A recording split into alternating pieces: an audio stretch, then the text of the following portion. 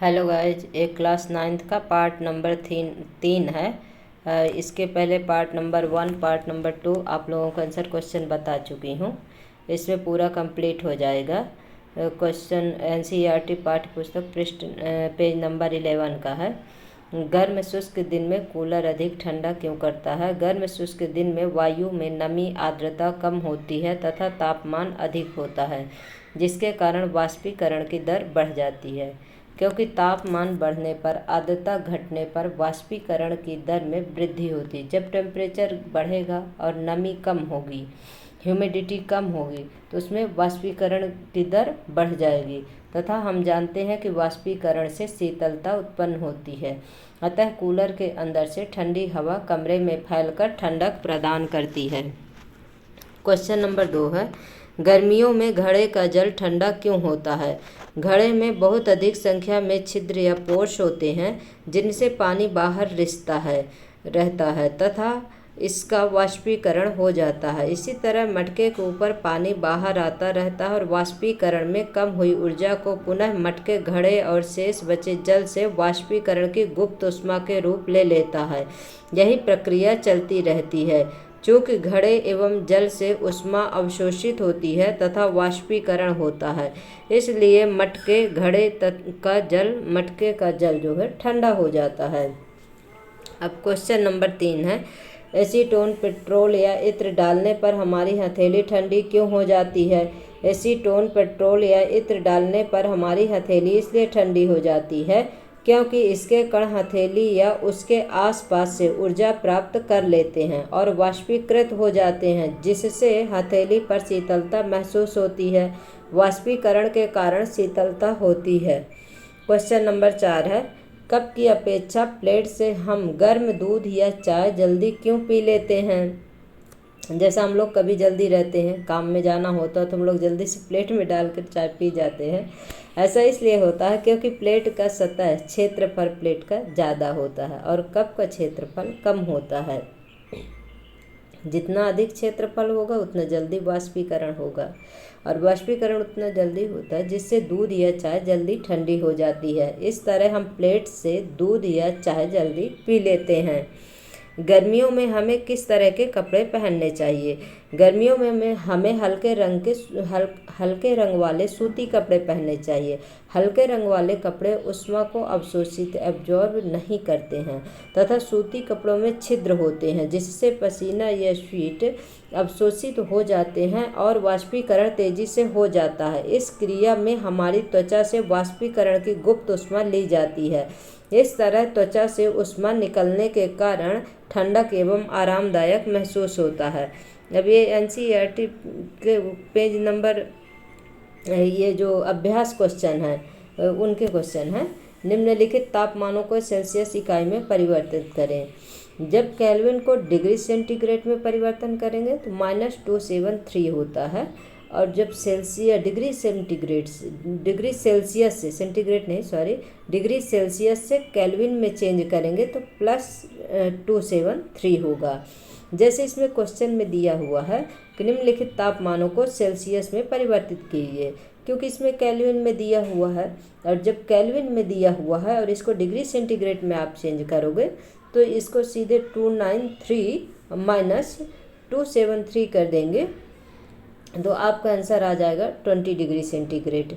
इसी प्रकार सेल्सियस में तापमान केल्विन में 470 केल्विन है और 470 में -273 कर देंगे तो 297 डिग्री सेल्सियस टेम्परेचर मिल जाएगा। निम्नलिखित तापमानों को केल्विन इकाई में परिवर्तन करें। केल्विन इकाई में परिवर्तन करने के लिए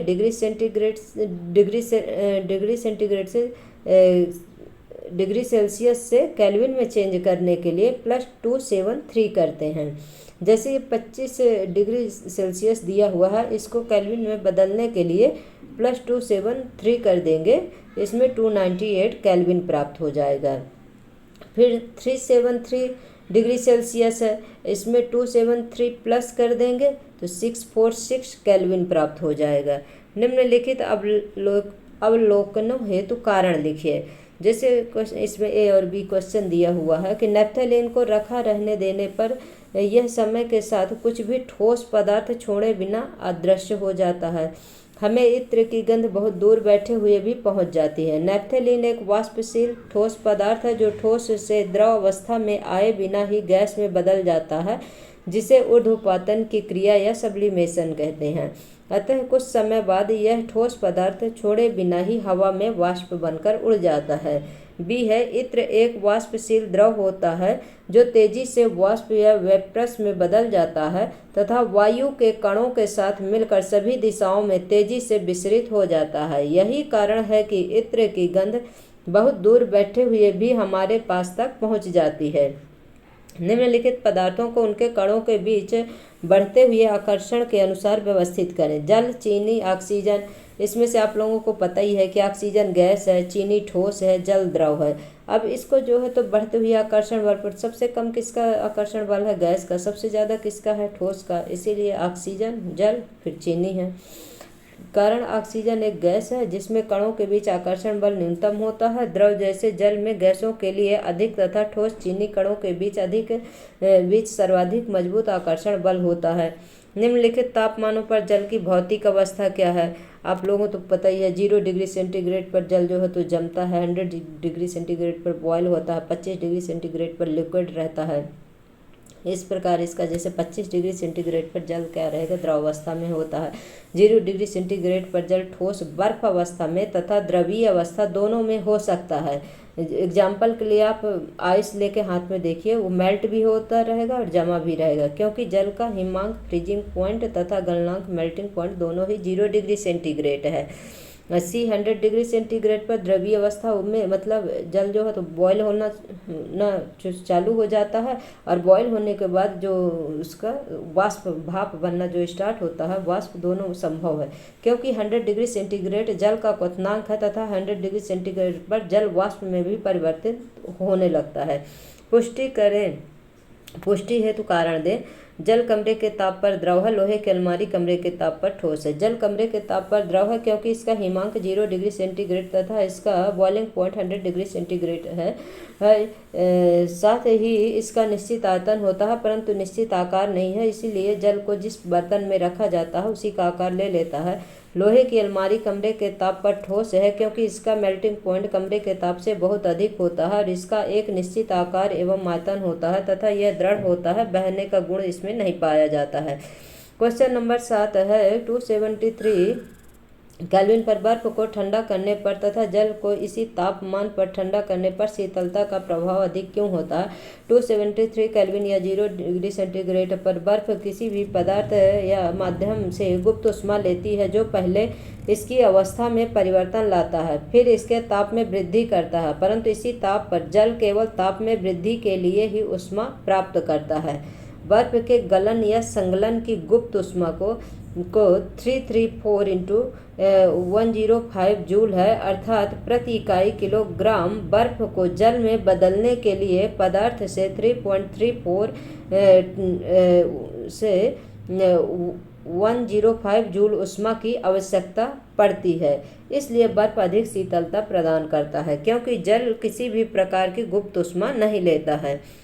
उबलते हुए जल अथवा भाप में से जलने की तीव्रता किसमें अधिक महसूस होती है? भाप में जलने की तीव्रता अधिक महसूस होती है क्योंकि 373 केल्विन या 100 डिग्री सेंटीग्रेड तापमान पर भाप अर्थात वाष्प के कणों में उसी तापमान पर पानी के कणों की अपेक्षा अधिक ऊर्जा होती है, क्योंकि भाप के कणों ने वाष्पीकरण की गुप्त ऊष्मा के रूप में अतिरिक्त ऊष्मा अवशोषित कर ली है।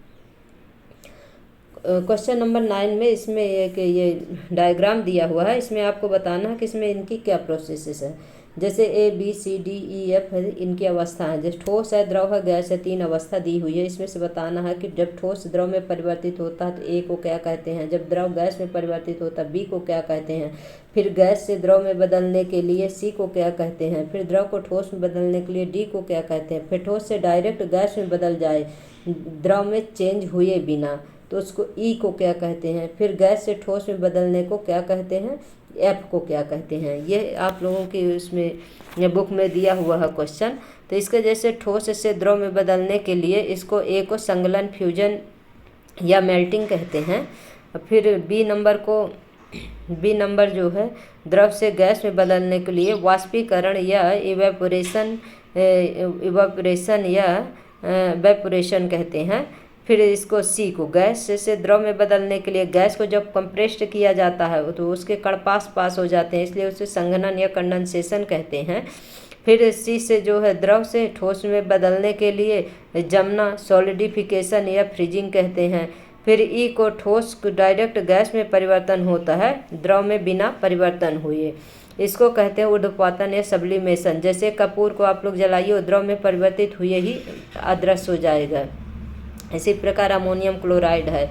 फिर एफ जो है तो गैस से ठोस में परिवर्तन की क्रिया, गैस से ठोस के परिवर्तन की क्रिया जो है तो निक्षेपण या डिपोजिशन कहलाता है। इसमें गलत टाइप है, इसमें डिपोजिशन हो गए एफ में।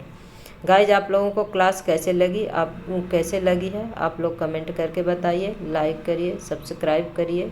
Thank you so much.